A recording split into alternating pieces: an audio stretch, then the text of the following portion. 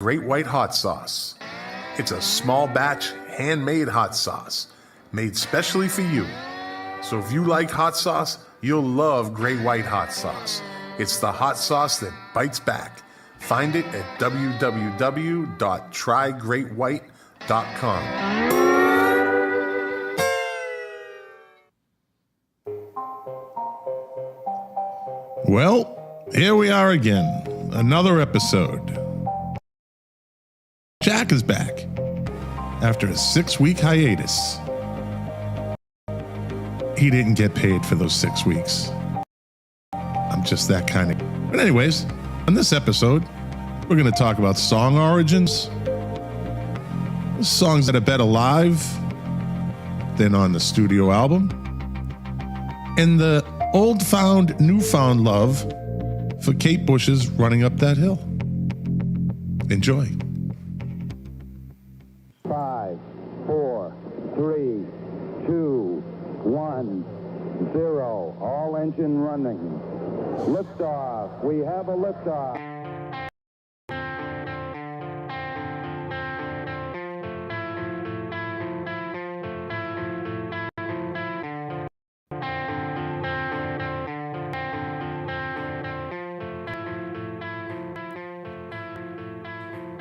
The KOFB studio presents Milk Crates and Turntables, a music discussion podcast hosted by Scott McLean with his co-host Jack Calabrese.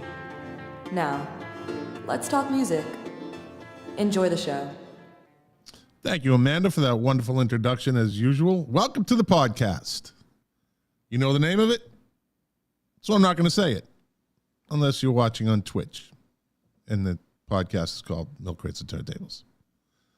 Because we are streaming live over YouTube, Facebook, Twitter, and Twitch. Yeah. So we got a good show this week. Good show. Jack is back after, like the intro said, a 6-week hiatus. And no, I didn't pay that son of a bitch, and I'm going to bring him on. And you got a problem with not getting paid? You don't get paid vacation, Jack. By the way, it's my co-host, Jack Calabrese. Hey, how you doing, man? But I'm sorry. Have I been getting paid at all? You haven't been getting the checks? Oh, yeah. No pay, no money, no hot sauce. Just What? a lot of love. Just a lot of love. I got to talk to my aide. He's supposed to be taking care of that stuff. Hey, you know what? I'm good. If this pleases the fans and it makes you happy, that is payment enough for me. You know, I'm gonna give you a little instruction right now. Tilt your camera up a little bit because your head is getting cut off. So, there you go. Look at that. So you got to show that nice scally cap that you're wearing. I got to hide it. You know, I have to wear this right now. So I did a bunch of yard work. I got clocked by a branch. I got a nice contusion on the top of my head. Ooh, are you sure you're not getting hair plugs and you're just covering up? No, that's not something that I would ever do. No. I had a buddy of mine when I was starting to lose my hair. He was like, "Look, dude, you put up a good fight, but it's all over. Yeah. It's all over." And that night, I went home and shaved it all off and never looked back. Yeah, you got to take it home. You're fighting Absolutely. the Alamo. You're fighting the Alamo. You got to own it. You got to own it. No. So I know we don't usually get right into it, but for 6 weeks you've been gone, and I want to thank my buddy Tom Spallone from the from the Going Postal podcast. He did a very good job sitting in, and also Lou Colicchio and Mark Smith from the Music Relish podcast. They're great to have on. They filled in a couple times. Thank you to Perry Dedovich for lending them to me. And we're trying to get Perry on eventually, and I want to have kind of a podcast meets podcast. I want to get all three of those guys from the Music Relish podcast to come on this podcast, and we could probably have a 2-hour show at least with that. I got to tell you, I saw some of those shows a little bit here and there in all of my travels, and I was like, uh-oh, I could be out. Those guys did a great You're job. Never out. You never get They out. did a great job. Yeah, they did. And I appreciate the time. Let's see. Mark Smith, welcome back. Jack missed you. See? All right. Thank you, Mark. Thank you. Yeah. Thank you. Yeah, and Lou Colicchio, he's bald too, so he just says own it. He knows. Oh, and Hey. Scott the IT guy is back too. Who's that dude? I don't know. Who Another this guy bald is. guy. Another bald guy. Yeah. So It's like the Costanza convention. give me give us a brief synopsis of your 6-week hiatus. So it's a little bit of this and a little bit of that. A lot of travel, both business travel as well as a little pleasure travel. In the past, 6 weeks, I have been to Madison, Wisconsin, Denver, Colorado, San Francisco. I was in Rome. I was in Sorrento. I was in Corfu. I was in Dubrovnik. I was in Split. I was in Athens. I was in Mykonos. I was in Santorini. Just all over the place. Just had some very cool experiences. Unfortunately, not a lot of music experiences. When I used to travel alone all the time, I used to seek out, concerts, whether it was a big act or somebody playing in a club or whatnot. And this time around, I just didn't have the opportunity to take advantage of that. But what about record stores? Do you ever try to seek out record stores? Yeah, here and there. I didn't actively seek them out while we were in Europe, and I just didn't come across anything, or I certainly would have explored and bought something. But my record buying has slowed down a little bit, only for the fact that I had purchased so many when we've really started doing this podcast together that I had accumulated a lot of records that I hadn't even opened yet. Yeah. So I was like, let me take a little bit of a breather. Absolutely. So I thinned out the collection down here. Not that I threw them away or anything like that, but I just tried to make a little bit more room and tried to be a little bit more targeted in terms of what I was listening to. And the cool thing about technology today is that I don't have to put on, something on the turntable. If there's something that I'm dying to listen to, I can always throw on Spotify or, any of the other platforms and listen to something to get my fix. And I have certainly been listening to an awful lot of music. Any new releases that you're listening to, Scott? Not lately. I have at least one record that I've been way into. And again, talking about platforms and getting a fix on music. We haven't had a new Radiohead release in quite some time. But you can get your fix in that Johnny Greenwood and Tom York have formed an offshoot band, if you want to call it that, called The Smile. I think we talked about that a little while back. I think you brought that up. We may have, but it was a brief conversation about it. Yeah.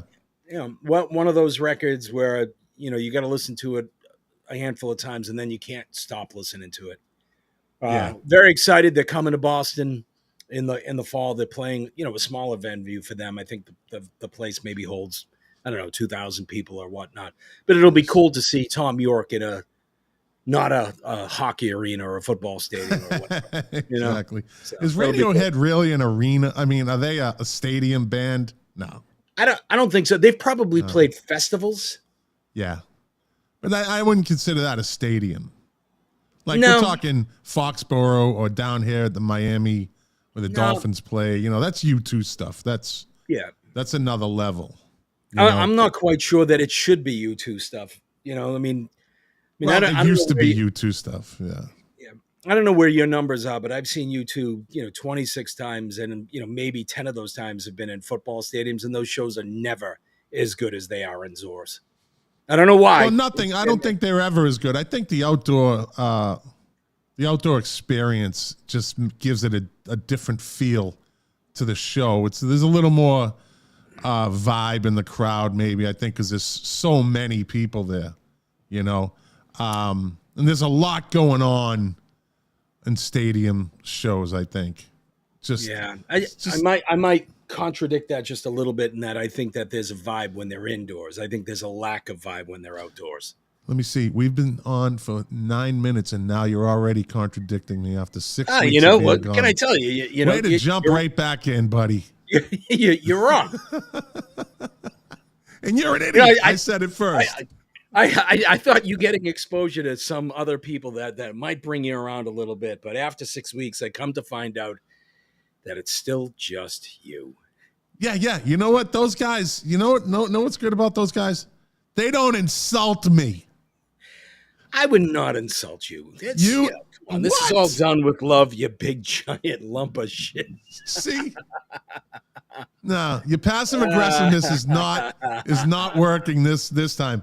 I can see. You know what this was for me? This was a nice break to really see what's going on with this podcast, to see really where we were at in our. So it's almost. Look, he cuts me off too. Jesus Christ! It's almost like, the original Van Halen with David Lee Roth, and you put up with Dave's shit for years and years, and then finally he leaves or he gets booted out of the band, and you get the nice guy Sammy Hagar for a couple of years, and then you miss Dave, and he comes back, and you're like, holy God, we forgot what a fucking asshole this guy is. He never should have come back. That was the problem. He never should have come back. He never should have come back. That guy's legend was already made, but his ego is bigger than his legend, and he had to come back. And I was watching something recently.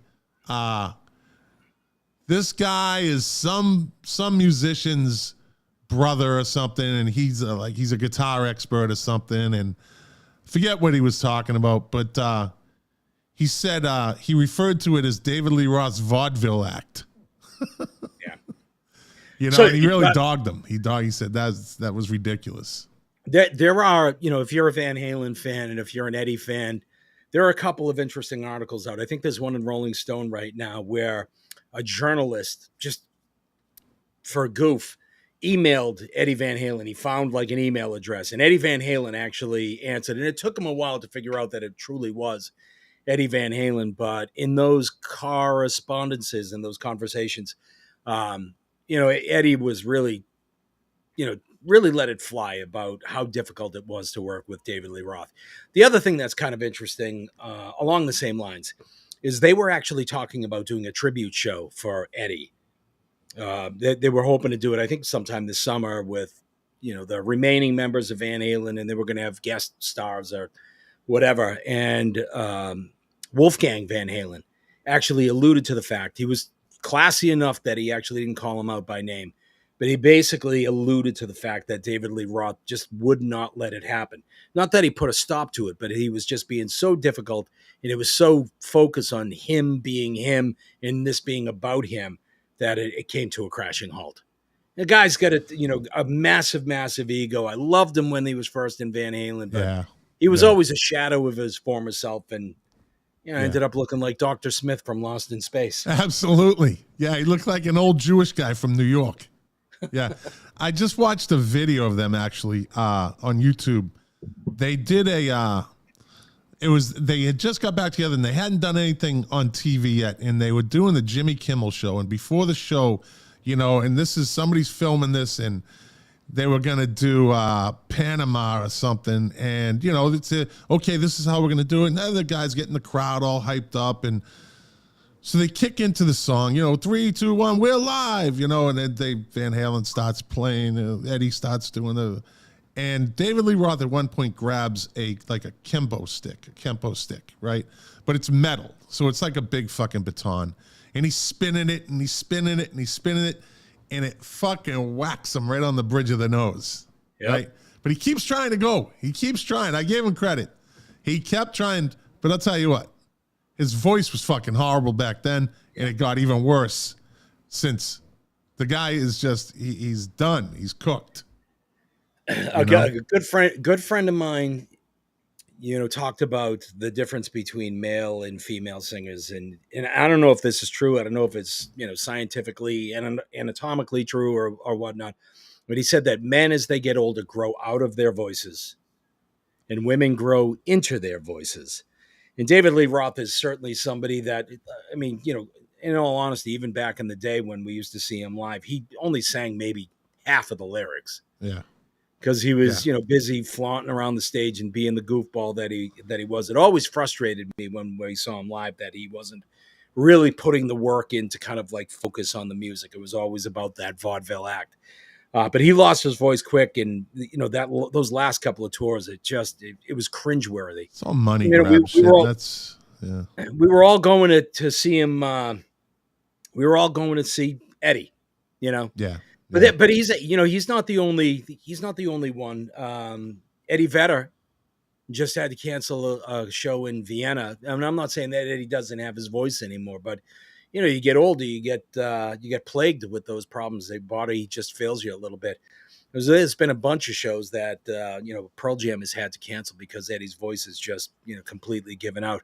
Makes me really feel for those people because as you get a lot of people that are traveling across Europe or traveled from the States to go to Vienna to see them, and it's just not going to happen. Yeah. Yeah.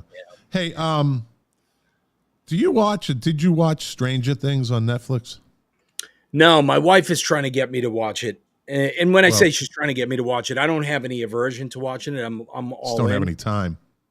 Well, she's like, it's funny you bring this up because she actually said it last night. She was like, do you have any interest in watching Stranger Things? You have to watch it. I was like, well, how far do I have to go back? And she was like, 3 you got to go seasons. back to the beginning. She said 4. Is there only 3? 4. That's right. 4. This last one was the 4th season. Yeah. So hey, I'm all for it, but there's a part of me that is I'm like, oh my god, 4 seasons. That's a lot of work.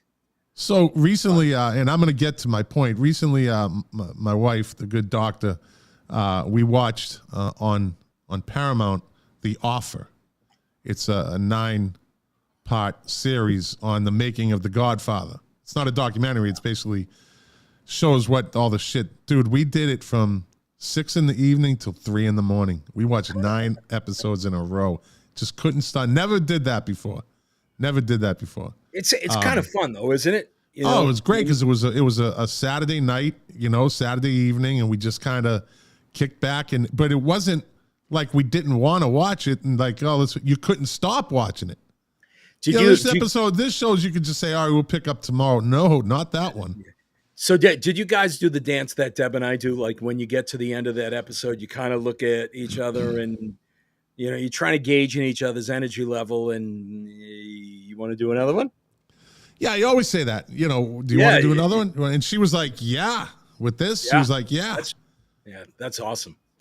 So you have to watch Stranger Things, first of all. Now, the reason I bring it up is season 4, there's the resurgence of Kate Bush's Running Up That Hill. Mm-hmm. Now, this thing has become a monster, okay? Because of that show, she's raking in an estimated $300,000 a week because of this. Because she owns the rights and the licensing to that song. She gets almost all of it. Smart girl. Smart girl. You have to give Kate Bush credit. How much do you know about Kate Bush? Well, hold on. Let me for the people that might not remember what the song is, they didn't watch Stranger Things, I'm going to play a little bit of it.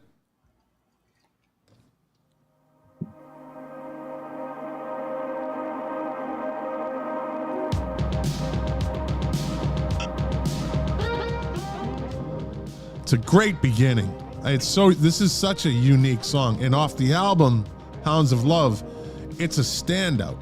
It's actually a standout song. They didn't want this to be the... All right, I'm going to take it off. I think people got it. They wanted, I think it was a cloud singer or something. Cloud Busting. Cloud Busting to be the single, and she's like, no. Now the thing about her is David Gilmore discovered her when she was 15 through a friend of a friend. Mm-hmm. So David Gilmore's friend was friends with Kate Bush's brother. Kate Bush's brother gave this kid a tape of his sister, and this guy's like, tells David Gilmour, you got to listen to this girl. You got to. So he discovered her when she was 15. She was already 4 years into writing music. She started at like 11. Yeah. So they, the other part of it is she put together a demo on her own, and it kind of got rejected. And it was David Gilmore, exactly like you said, introduced by a friend of a friend that actually helped produce a more polished demo. Well, it wasn't a polished demo. What it was he bought out a whole studio with an engineer. He said, "We're not going to do them. These are ready to go. We're going to do 5 songs." She had 50 songs written, and he said, "We're going to do 5 songs, and these are going to be ready to go songs. These aren't going to be demos. They're going to be polished and done. So when I bring them to the record company, they're not going to say, they're going to hear it, and that's ready to go. You don't have to pay for the studio time." And he picked a slow song, a medium song, an up-tempo song. And, dude, fucking magic was made because she blew up. Her first album went to #1 immediately in England. She was, so, we kind of talked about the Go-Go's, and one of the things that kind of gained them entry into the Rock and Roll Hall of Fame, and Kate Bush kind of has a similar story in that, if I remember correctly, in the Guinness Book of World Records, she is the first female artist to sell 1 million copies Yes. of a debut record where she actually wrote all of the songs. Yes. And she was actually had a hand in producing. Now, back then, that was unheard of. I mean, the record companies are like, we're going to give you the producer. She was a kid. She was a kid. But Gilmore was like, no. This girl, she's got a talent. And she has produced or had a hand in producing all 10 of her albums. I mean, here's Kate Bush, a teenager, writing, recording, producing her albums. What were you doing when you were a teenager? You were hanging out with your idiot friend Jack, you big I was moron. partying in your basement and doing illicit drugs and all sorts of good stuff. But you know who else did that when they were 19? Prince. Yeah. Prince did that, You know, the other interesting thing about Kate Bush, and I apologize if you were already going down this road. You know what? I'm curious to know what her, like, not that this is overly important, but what is her net worth? Because here's a woman that has not really generated $70 million, $70 million, but it's going to be more after this. A lot of it purely on the sales of her albums, because she wasn't somebody that toured. I don't think she ever toured the United States. No, she did a tour in 1979. And then of England, right? And yeah, I believe it was of England. I don't think she ever came over here. No, I think the only time that she ever played live in the United States is she actually did 1 or 2 songs on Saturday Night Live. That would probably be it. Then in 2014, she came back and did an 11-night stand at it's like the Hammerstein Apollo in England. So she did 11 nights in a row and then hasn't done anything since. But in 87, I believe it was 87, for the Secret Policeman's 3rd ball, she did Running Up That Hill with David Gilmore. Yeah. So here's I know you're a big record collector. Here's something that you should own if you don't have it. For those people that are not following along on the video, but there is a let's see, 1, 2, I think it's a 5 record set of that live concert experience in 2014. It's called Before the Dawn. And it's kind of a retrospect of her career, but it's done in a more theatric way. This is an amazing record. She has a great voice. Now, her music isn't, I'm not 100% into her music. It's kind of like we were talking before the show, Incubus. To me, it's either on fire or it's just not there. It's cold, right? But her first tour that she did in 79 was a huge production, evidently. Mm-hmm. I mean, she was on like wires flying out of the, off the stage, and it was a huge production, and she just got worn down. She loved it, but she said it was exhausting. Because everything was theatrical. She's not just that girl that's going to stand up in front of the crowd and sing. It's a big production when she does things. And I'm sure in 2014 there was probably more visual effects behind her than, stage effects. When did Running Up That Hill, when did it come out? Do you know? It was early 80s, I think. I was going to guess 81, but I'll Nope. find out. No, I got it. I got the answer. Oh, Came out in 85.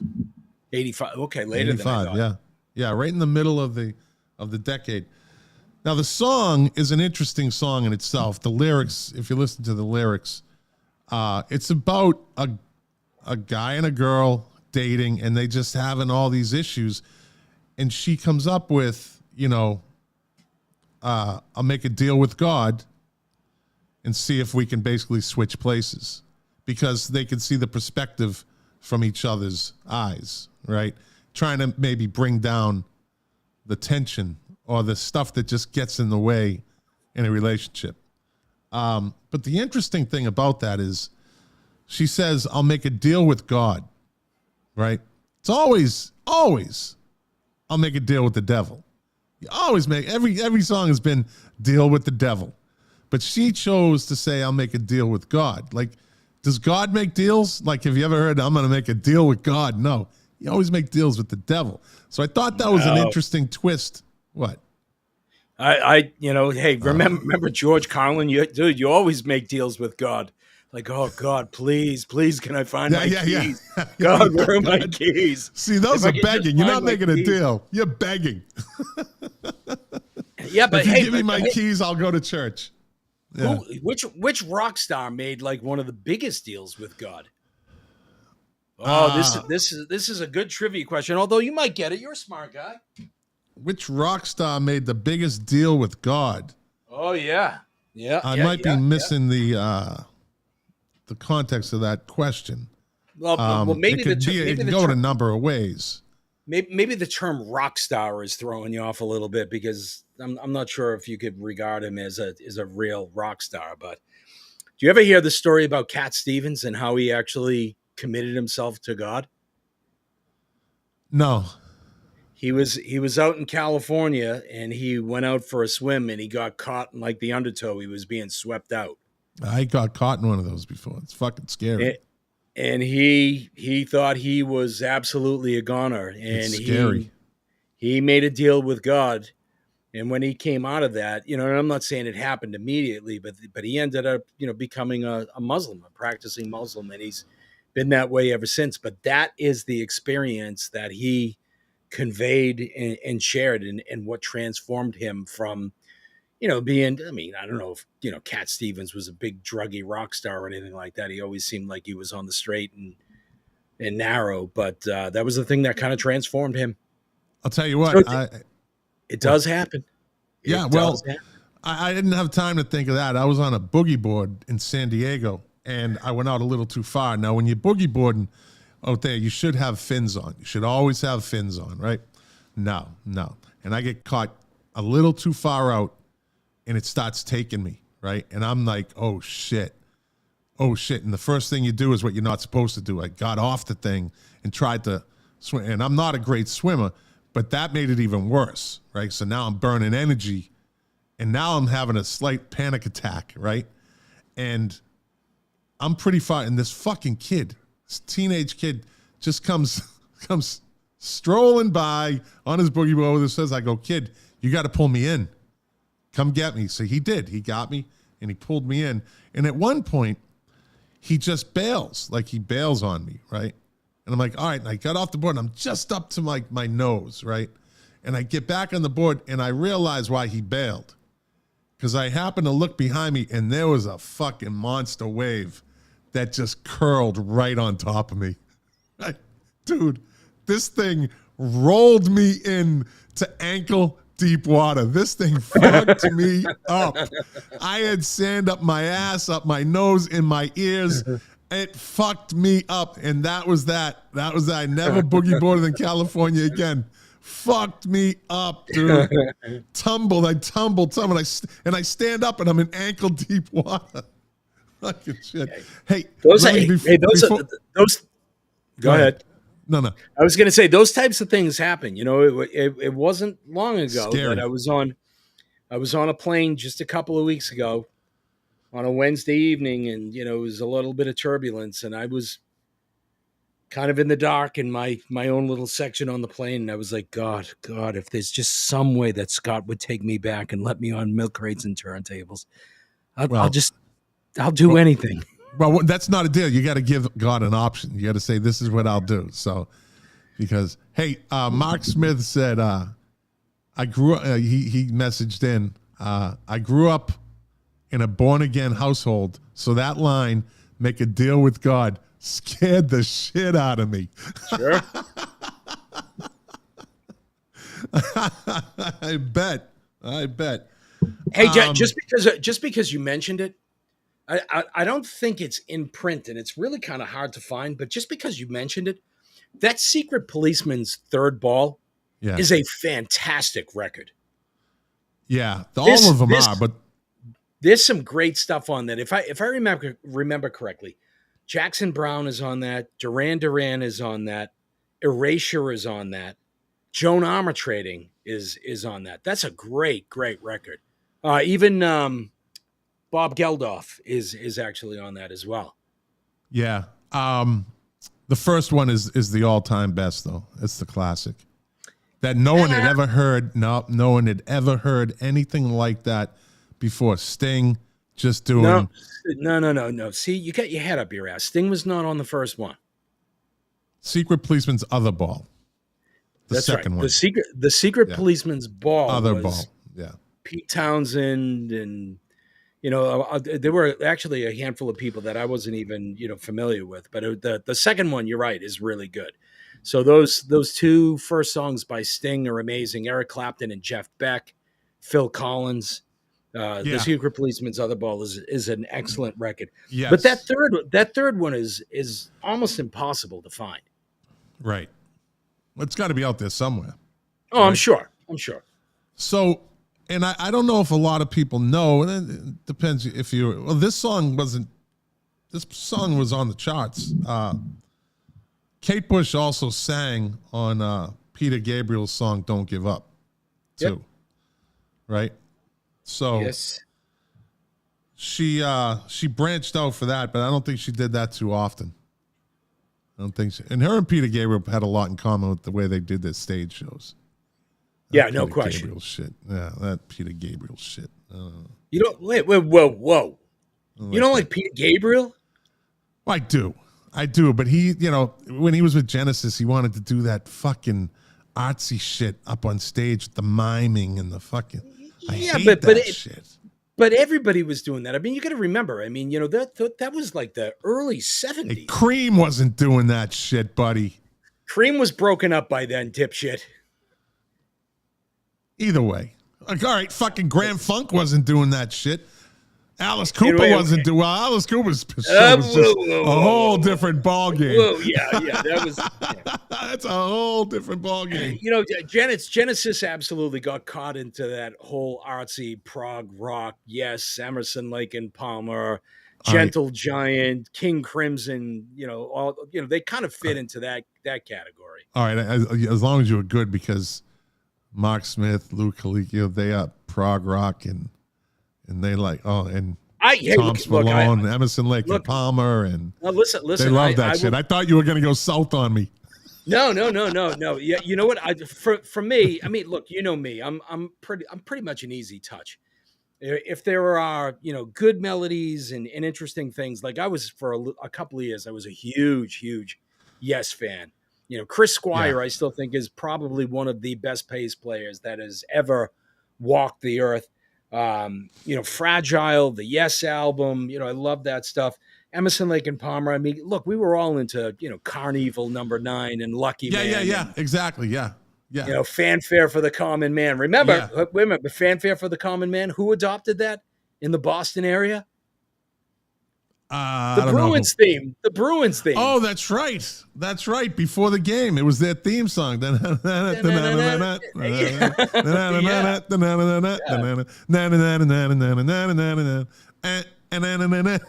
exactly. That was Emerson, Lake and Palmer. Yeah. I believe also like the Channel 56 like nightly movie had an Emerson, Lake and Palmer song as their theme too.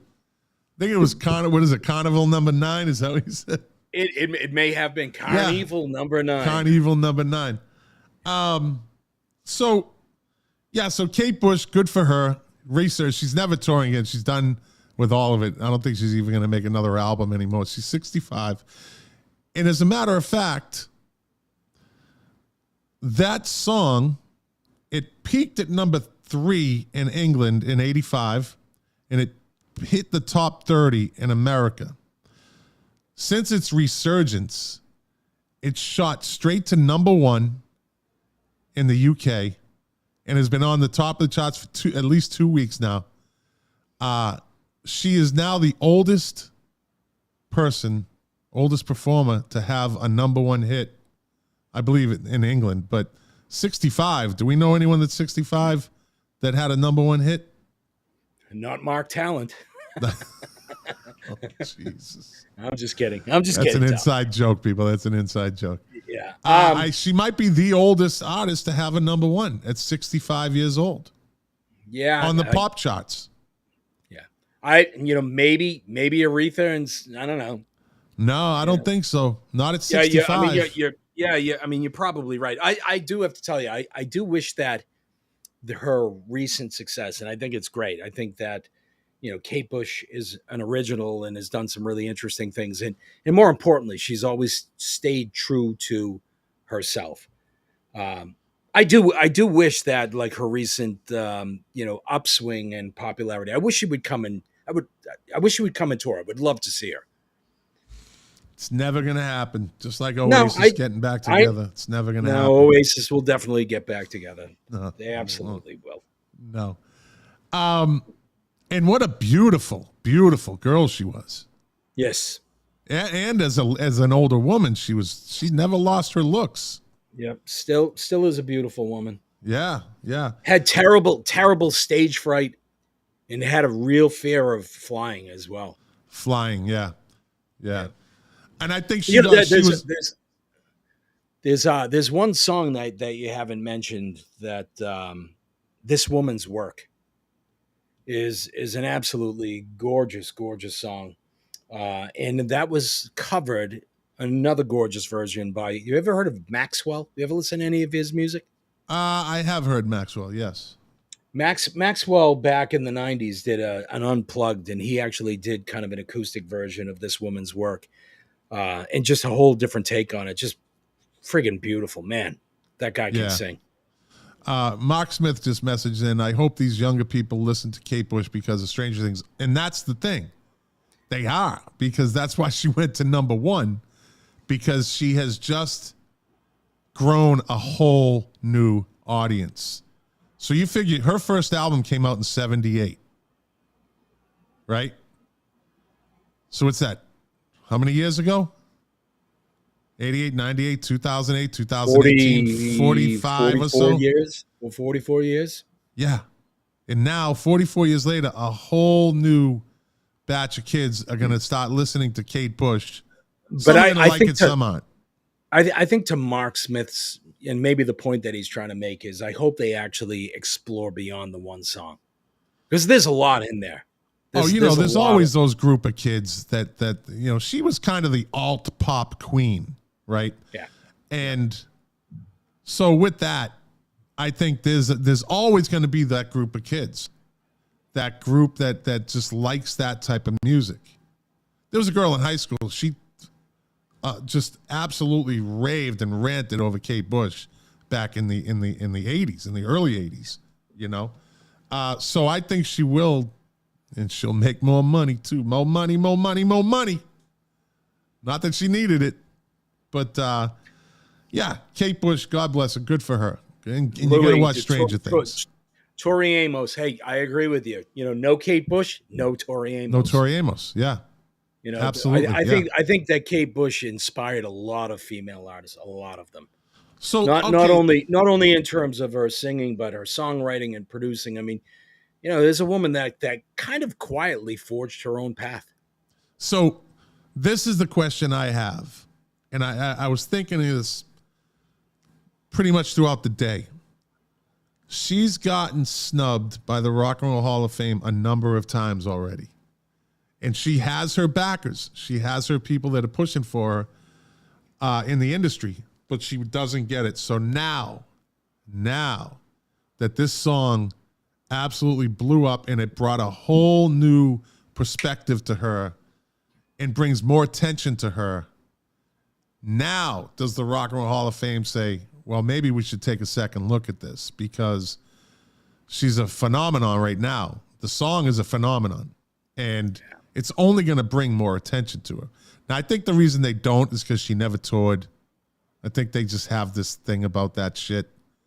But do you think that this will make a difference? This new attention.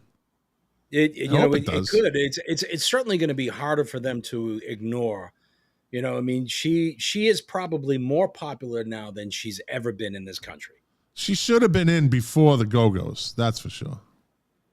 Jesus Christ, you're an idiot. I really missed this. This is a real great use of my time. She should have been in before Pat Benatar. Oh, God. And fucking Carly Simon. Oh, here we go. What? Here we go. Fuck, We're picking up right where we left off. I know I'm right here. I know I'm right. You are so vain. Yeah. Yeah. I think the show is about me. Yeah. You think everything is about you, dipshit. That's true. That is true. I do have a little bit of an ego, I think. Yes. A little bit? A little bit? A little bit. Oh, my God. But that's what brings this show together, buddy. That's it. Carly was voted out. I don't know. She's in, right? What do you mean voted out? Did I miss something? Yeah. No, I don't think they vote people out. Hey, let's get to this. Give me songs. We'll I don't know how many you have. I have 5. Give me songs that are better live than they are on the studio version. Well, you can go with the obvious and easy ones, right? You know, so Do You Feel Like We Do by Peter Frampton is much better live than the studio version. I Want You to Want Me off of Budokan is much better than the studio version. Yeah. Much better. What about Baby I Love Your Way? Oh, I heard that the other day. Yeah. The studio version. What the fuck was that? Sure, but you know what? This is kind of a loaded topic, because you know what, I have actually talked about this before, because I listen to a lot of live music. Yeah, and you say that you prefer the studio stuff, and I know you listen to live stuff too. But yeah, you know that I'm a huge Pearl Jam fan and a huge Dave Matthews fan. I can't tell you the last time that I've listened to a Pearl Jam or Dave Matthews song that was actually studio recorded. I listen to almost exclusively live because their stuff is so much better live. There's a bunch of, you know what? Here's a good example. Never mind a song that was better live. How about an album that was better live? Well, all right, wait. Whoa. What? Whoa. What do you mean an album that was better live? So if Kiss Destroyer and then Kiss Destroyer live, is that what you're talking about? No, well, the example that I was going to give you is what are you grunting for? I'm trying to make a point here. I thought we were. Someone made a comment. I was doing that. Keep going. The band U2. You could just say U2. You don't have to. I just wanted to make sure. I wanted to make sure you knew who I was. You know, it's not like you were, standing under them at one point back in the day. Yeah, exactly. Yeah.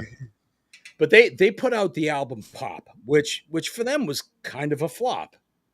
Yeah. But they went out on, like, when I bought that record and I struggled with it, I was like, I don't know where these guys are going with it. You know, I mean, they were, exploring new sounds and experimenting and whatnot. And I didn't really quite get it. There were a couple of songs that jumped out at me, but then they did that tour. Yeah. And they put out a couple of EPs, and there's been like live versions of stuff here. And holy crap. Like, songs like, Please and Gone are amazing records Yeah. live. I Yeah. mean, amazing songs live. I mean, they Songs. really, really, really came to life. They're one of those bands, and again, Pearl Jam, Dave Matthews. I think the studio records, they're fine. Some of them sound a little bit flat to me, but the fact, and this is what I give these guys a lot of credit, because they don't go out when they go on tour and play just their greatest hits. They play the majority of their catalog, maybe not everything, right? But they explore everything, and they find different nuances, and they find different ways to play it, and they expand it, and they cut it back, and they slow it down, and they speed it up or whatnot. And it really makes it interesting. And one example, last week, I know that they're I love them, or you love them or you hate them band, but I went and saw the Dave Matthews Band last Tuesday and Wednesday night. Went with my son and a couple of his friends. Played 2 nights in Guilford, New Hampshire, 2 sold out shows. Smaller venue, maybe 10 or 11,000 seats. Between the 2 nights, they played 41 songs. They repeated 0. Yeah, They Pearl did Jam not- has done that. Yeah, the Grateful Dead was infamous for that too. They would just yeah.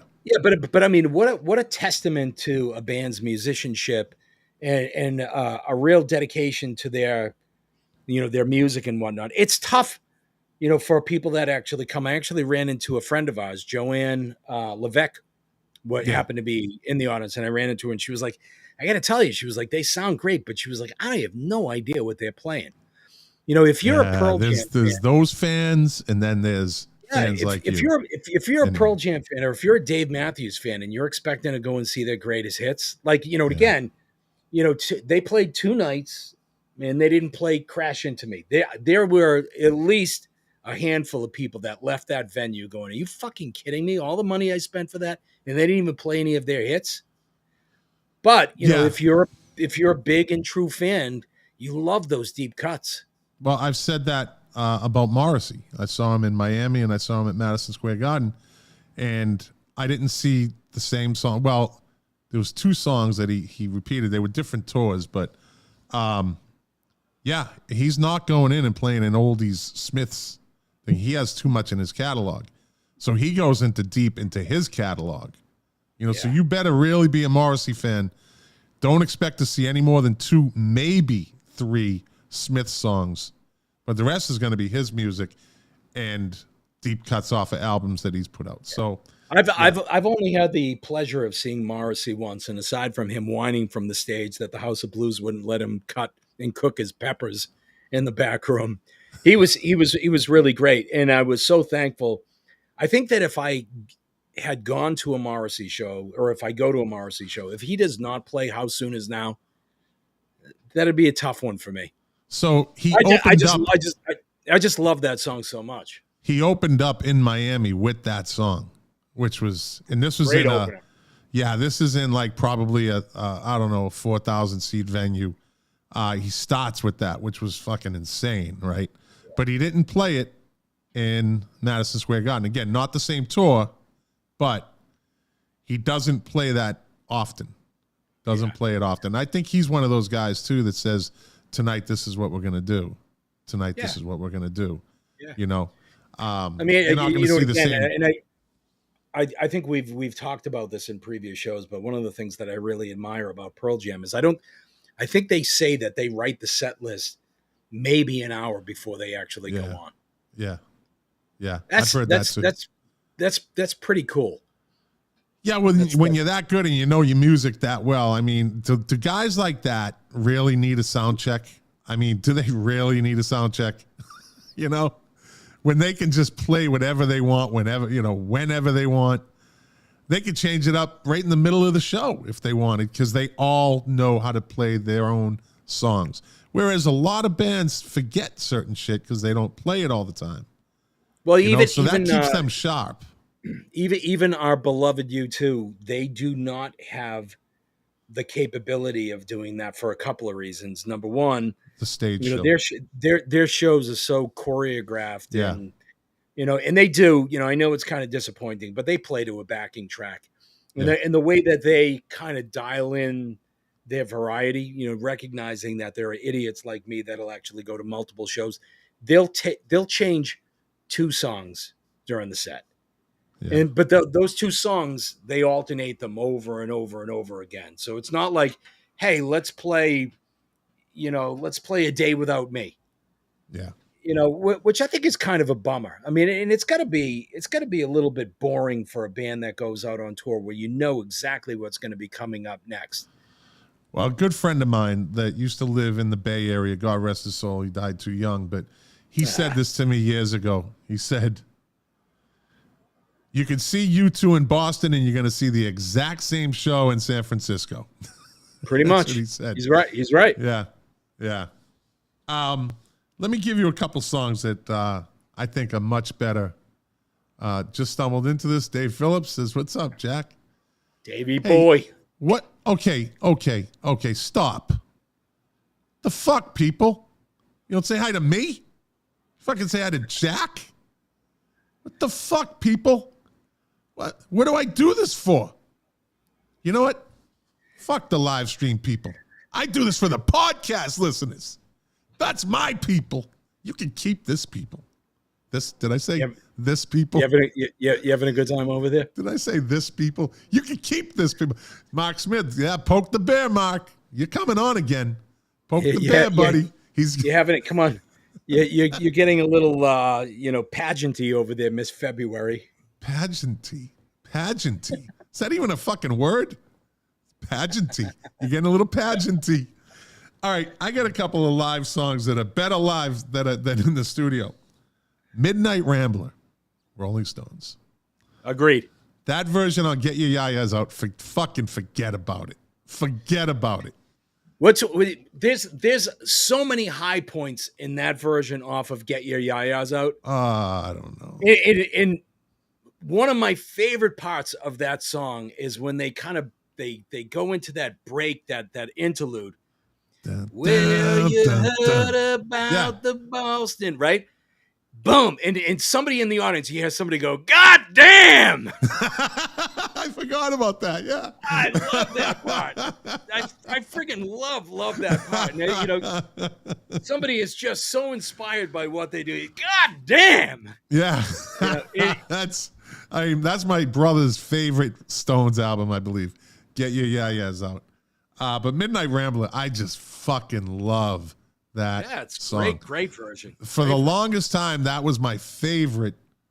Back in the days when we had CBs, you remember that? Mm-hmm. Remember the 70s, CBs was a big thing, and everybody had them, and you could talk throughout the town. It was like the first social media. Think about it, right? It's kind of like that. That was my handle, Midnight Rambler. That's a good handle.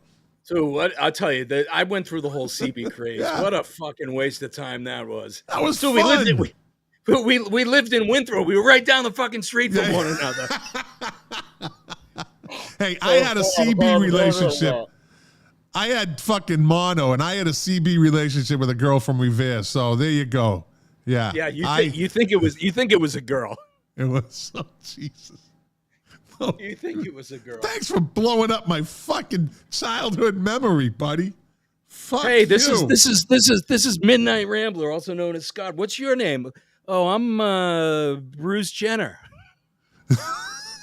Like I call myself Decathlon. See, you're all wrong. You're all fucking wrong. You can't say your name on a CB. That's fucking forbidden to say your name. You got to use strictly your handle. You're such a CB rookie. Jesus Christ. I had just one. A hack. You're a CB hack. I had one, but fuck. And your handle was Jack Calabrese. Oh shit. Another one, and this is an interesting one. Train Kept a Rolling. Right? By the Yardbirds. But Aerosmith's version is what you got the look on your face. Well, you're covering two areas. I mean, I don't know. You're talking about is the live version better than the studio version, but now you're talking about a different band that's doing it. Come on. All right, good point. Good point. You know what I mean? Okay, I can easily say No, that. no. Like You just we'll move on. I like move on. I like the live version of Voodoo Child by Stevie Ray Vaughan at Carnegie Hall. Okay. Hey, if you ever want to see a unique version of that song by the Yardbirds, though, and this wasn't live, it was in a movie, actually. It was filmed, right? Go to YouTube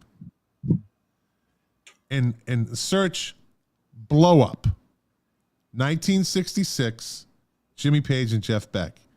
This is the oddest fucking music video I've ever seen. And it's from a movie. It's a clip from a movie. The lyrics are all different. And it's Jeff Beck just getting irritated with an amplifier. The crowd is standing there like a bunch of zombies. Have you ever seen that clip? I don't think so. You gotta watch this. You'll like it. It's actually fucking engaging. It's very entertaining. Mark Smith says Blow Up was bizarre. Yeah. I'll definitely have to check it out. Dude, you'll fucking love it. I can't stop watching the thing. It's just so different. And it has a twist at the end of that scene that's you'll just shake your head and go, what? Right? So, all right, I'll give you another one. I'll tell you, here's my next one. Almost any song by Bob Seger. Turn the Page. Night Moves is pretty hard to beat in the studio. Yeah, but what about Traveling Man? Dude, I've said this at the beginning of this podcast a year ago.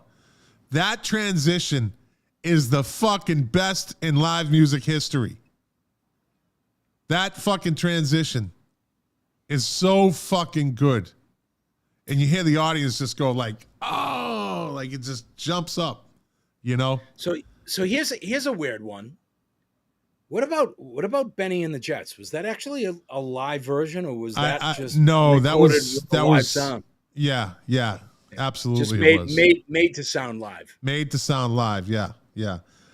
Smoke on the Water. Oh yeah.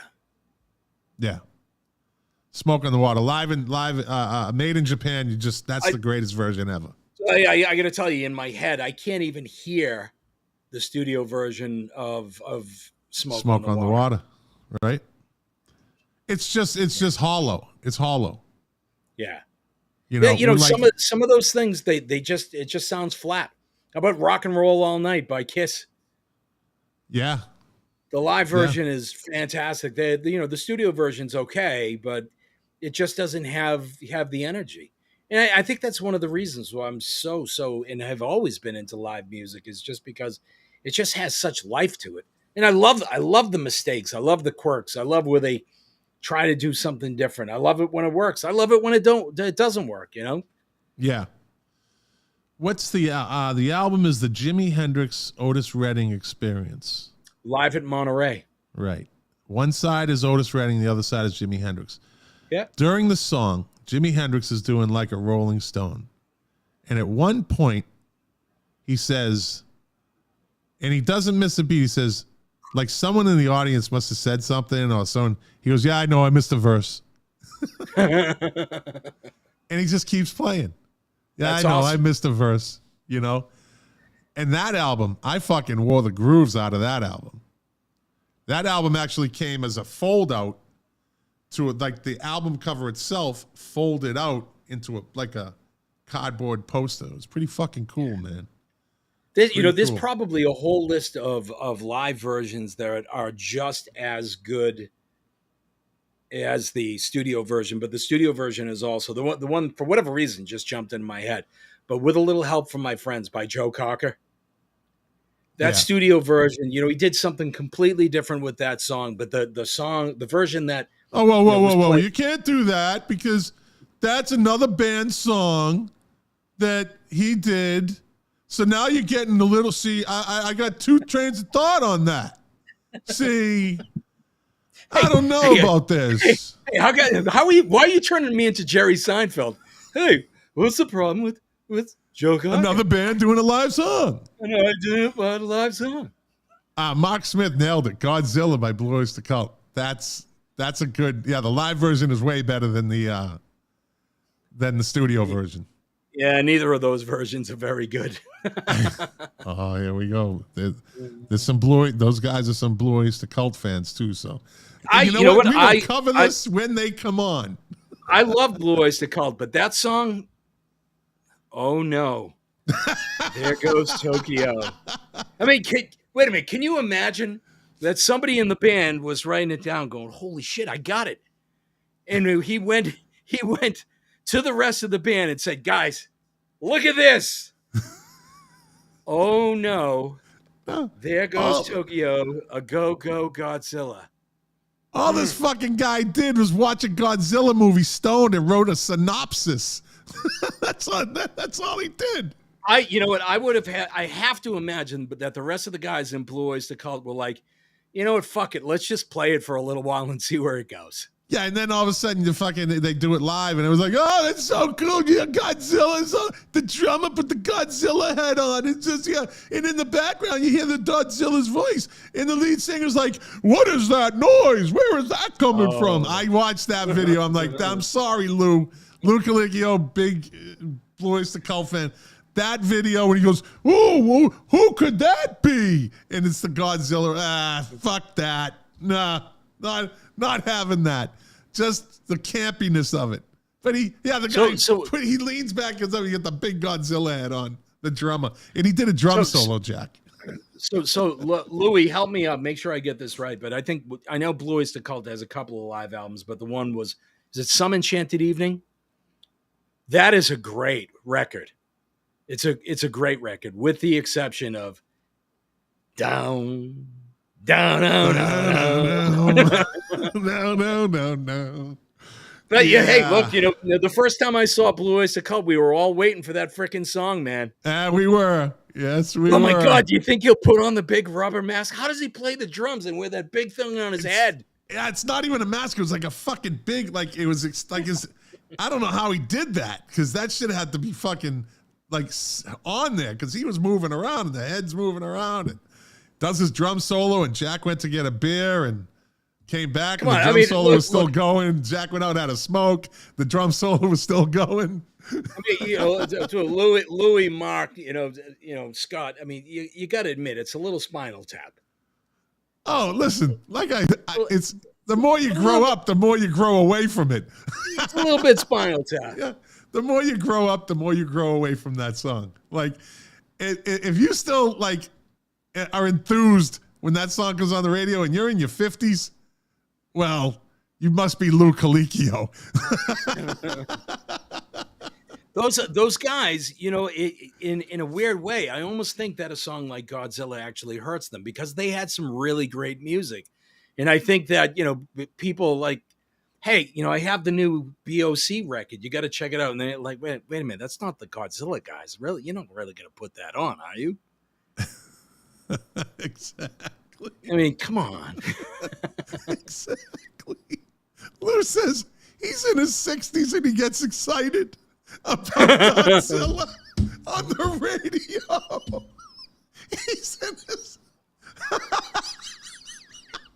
Hey, how would you like to be at a red light and you hear Godzilla blaring from a car? You look over and Lou's got a fucking Godzilla head on. Does he drive around with it while the song? He just reaches in the back seat, puts it on, and just drives. Oh, Jesus. Anyways.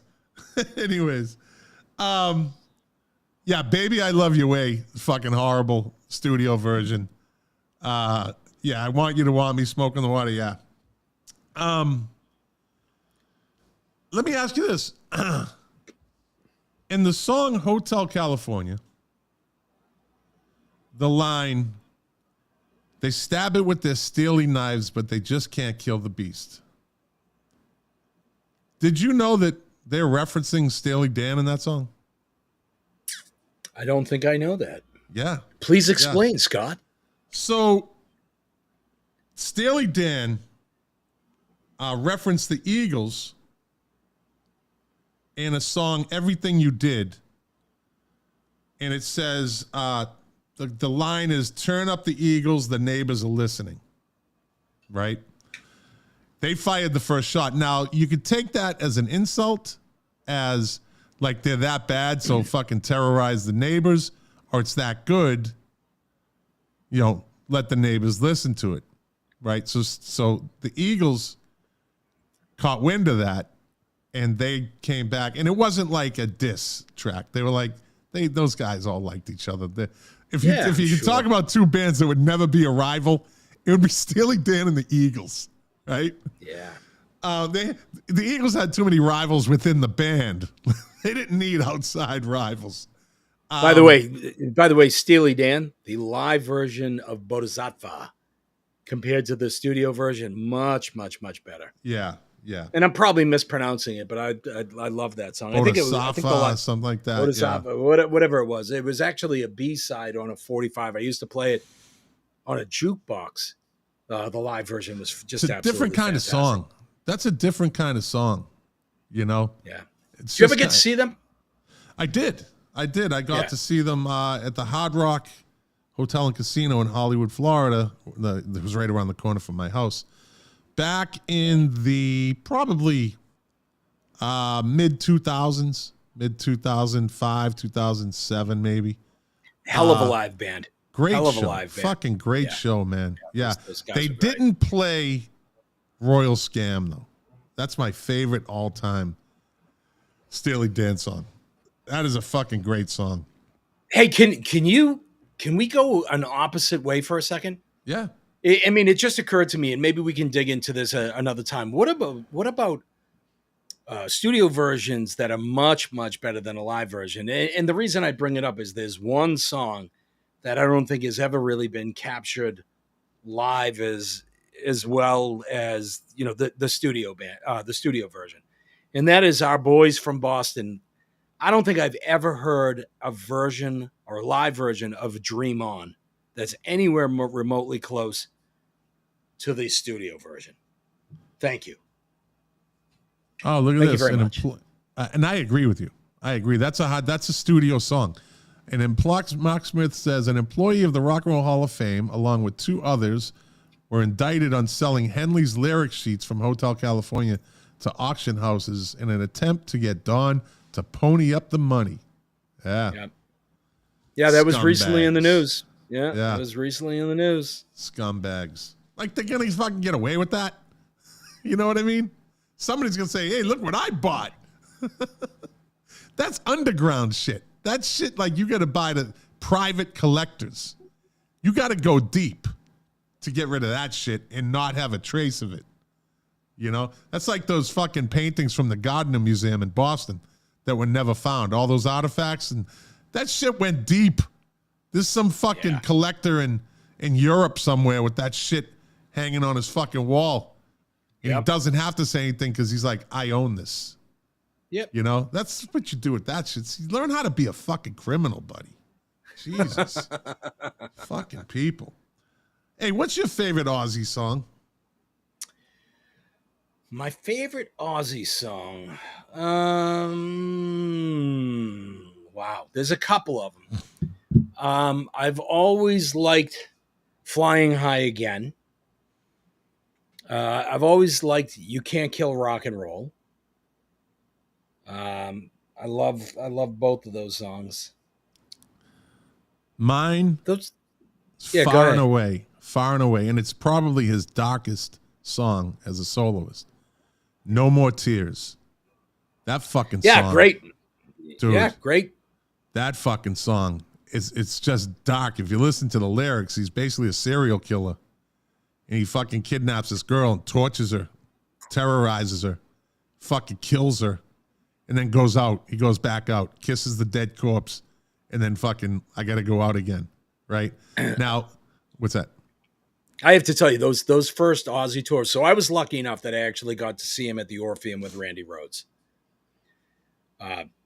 Fantastic. And I had some buddies of mine from Winthrop where we actually had kind of our annual trek because Ozzy toured, you know, every year in like the early 80s and whatnot. So yeah, after Randy Rhoads was gone, we actually saw them with like Brad Gillis from Night Ranger and that crew. Those early tours were fantastic. Ozzy was a hell of a lot of fun. As a matter of fact, I think the first time we saw them, if I remember correctly, Motorhead was the opening act. The second time we saw them, Motley Crue was the opening act. Wow. Yeah. Yeah. Nice. Yeah. Those were amazing tours. Those are great. So the story behind how that song came about, No More Tears, the bass player was just kind of riffing around, and he hits that like the beginning of the song. Rudy Sarzo? Not Might sure. have been Rudy's. Yeah. Not sure. It may have been. The drummer jumps in. Like, he just keeps playing. The drummer's like, fuck. He jumps in, and he starts playing the drum parts. Then the keyboardist, the organist, jumps in. And Zakk Wylde is like, fuck, I got to get in on this. So he comes in, and I think he was at some of his best was on that album. And they just put that fucking song together like that. Ozzy called it a gift from God, that song. And he puts his lyrics to that fucking song. Now, you know, the breakdown, there's some people that don't like that breakdown in the middle of the orchestra type thing. Yeah. But I like the way it gives it, you know, and then the piano. But I like how it has a big build, then it drops, and then there's a big build up again, you know. Dave Phillips messaging. Good night, guys. Great show. Thanks, Dave. Go to bed. Get off my show. Yeah, Jack's going to bed soon, too. None of this 2-hour shit for me. Not doing 2 hours. What hour are we in right now? We're in hour 2. With that said, it's time for the top 40 singles this week in 1991. Yeah. Top 40 singles for this week in 1991. Coming in at number 10, Playground by Another Bad Creation. Number 9, Strike It Up by Black Box. That was a Martha Walsh, who was one of the Weather Girls. She did the backing tracks on that, and they never gave her credit, and they put some beautiful model on the video mouthing all the words, the Black Box, and she was like part of Black Box. She got paid for that, trust me. Number 8, Love is a Wonderful Thing by the great Michael Bolton. Mm-hmm. Number 7, this was a great song. It's still a good song. Right Here, Right Now by Jesus Jones. That song actually got Best New Artist, which was the kiss of death for any band at the MTV Music Awards that got the Best New Artist. Kiss of fucking death. It is a good song, though. That first record was actually very good. And then number 6, The Death Blow to Extreme. More Than Words. Death Blow. Never recovered from that.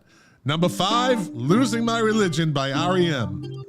Number 4, Power of Love, Love Power by the great Luther Vandross.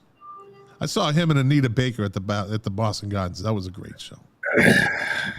Number 3, Unbelievable. Oh, dun, dun, dun, dun, dun, dun, by EMF, the only hit song to have a comedian in the song. That's Andrew Dice Clay. Oh, it's unbelievable. It's Andrew Dice Clay. I gotta tell you. Yeah. No, that's Rodney Dangerfield. Jesus Christ. Number 2. Oh, well, I'll tell you. The song that Jack texts me like once a week, I Want to Sex You Up by Color Me Bad, but I always say no. And number 1 this week in 1991, Rush Rush, Paula Abdul. Still a good-looking woman. Still a good. She had good genes, that one. Crazy as a sprayed roach, but fucking good genes. Good genes. I like that saying, crazy as a sprayed roach. Yeah, yeah. All right, this day in music on July 20th, 1940. Jesus Christ. Yeah, well, get used to it. Billboard's first comprehensive record chart was published. Now, that's something big. The magazine had previously published bestseller lists submitted by the individual record companies, but the new chart combined the top sellers from all the major labels. Their first number 1 song was I'll Never Smile Again by Frank Sinatra and the Tommy Dorsey Orchestra. On this day in 1968, Cream started a 4-week run at number 1 in the U.S. album chart with what album? I wasn't paying attention. I'm sorry. Of course you weren't. Fuck you then. Wheels of Fire. You wouldn't have got it anyways. The double album, which consisted of a studio and a live record. Kind of like what Guns N' Roses did, right? On this day in 1968, Iron Butterfly. Guns N' Roses destroyed almost every live cover version they ever did. Hey, Live and Let Die was good. Yeah. Live and Let Die was a good cover. I thought it was a good cover. Yeah, it was all right. It was okay. Good. How about Knocking on Heaven's Door? No. I'm sticking with Live and Let Die. That's why I said that one. This day in 1968, Iron Butterfly's second album, In-A-Gadda-Da-Vida, entered the U.S. album chart for the first time. The album contained a 17-minute title track that filled the second side of the LP, which went on to sell over 4 million copies in the U.S. alone. I have that. Do you have that album? I have it. As a matter of fact, believe it or not, I have a live version of it somewhere. Dun, dun, dun, Yeah. dun, dun, It's a great fucking song. It's a great oh, fucking song. No. How come we There never goes played? Tokyo. In-A-Gadda-Da-Vida. That's a mashup we just did. How come you never played that down in the fucking basement? I don't know if it would have went over well with that crowd. I don't know. I may have played it at some point, but definitely not. That might have been a smaller crowd, because every once in a while you didn't have parties. You just had a small, like maybe 5 or 6 people down there drinking on a February Saturday night. On this day in 1971, the Carpenters show Make Your Own Kind of Music started a 6-week run on NBC TV. Remember they used to have summertime variety shows? They were fillers. Yeah, that shit's fucking. They should bring that shit back. Nah, maybe not. This generation will fucking preach. Anyways, on this day in 1976, the Buzzcocks made their live debut supporting the Sex Pistols and Slaughter the Dogs at the Lesser Free Trade Hall in Manchester. In the audience was Morrissey, Bernard Sumner, Peter Hook, soon to form Joy Division, and Mark E. Smith, The Fall, and Mick Hucknall. Tickets cost £1. Mick Hucknall. Yeah. Do you know who that is? Mick Hucknall. No, I don't. He's the lead singer of Simply Red. That's why I don't know. And he actually, it is a tour that I would have loved to have seen. He actually took Rod Stewart's place and toured with the Faces years ago. Yeah, hey, like the guy or not, the guy can sing. Oh no, yeah, he's not my kind of guy, but you can have him. I'll take Michael Bolton any day. Michael Bolton. All right, you'll relate to this one. On this day in 1999, the Rolling Stones reported a gross income of $337 million. This is in 1999. For almost 2 years of touring, from their Bridges to Babylon and No Security tours. The Stones had played to over 5.6 million people, selling out all but 20 shows. Imagine that. Fucking in 1999, that was shit.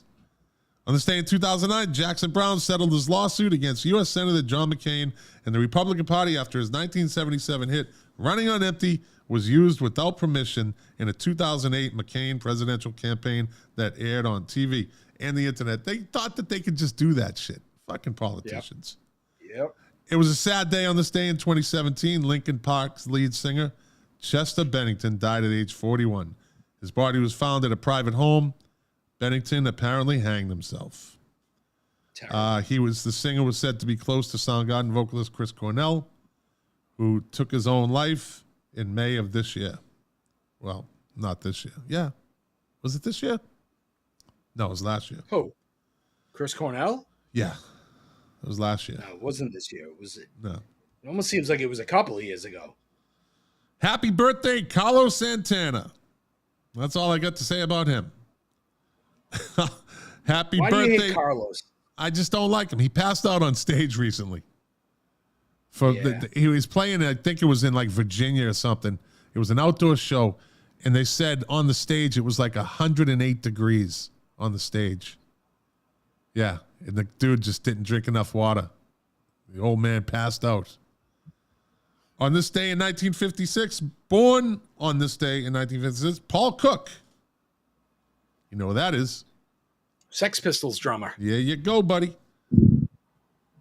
Happy birthday, well, to the late, great Chris Cornell, greatest voice of a generation, if you ask me. And happy birthday, born on this day in 1966, Stone Gossard. Speaking of Pearl Jam. And that's the show, buddy. Welcome Chris back. Cornell.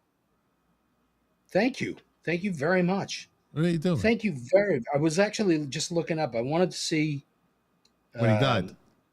Yeah. 2017. It was almost 5 years ago. Wow. Does it seem that long?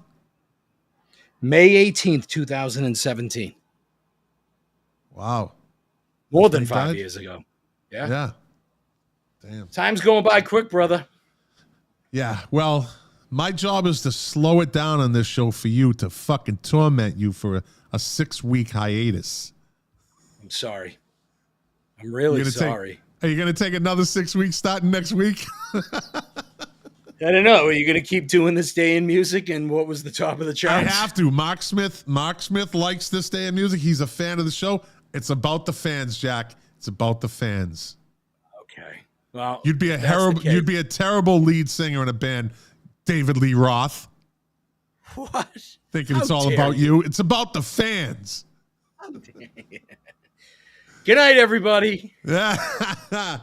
All right. Well, like I always say, thanks for listening. Thanks for watching. If you're watching this on YouTube, please share it, like it, subscribe, hit the notification bell. You'll know when we go live. It's usually Wednesday nights. Like I always say, you people are the engine that drives this machine. Without you, it would just be me talking to Jack. And, well, he's lucky he's on fucking video right now. That's all I'm going to say about that. And doing this podcast for you guys, to quote my favorite artist, Morrissey, the pleasure, the privilege is mine. So, good night, everybody.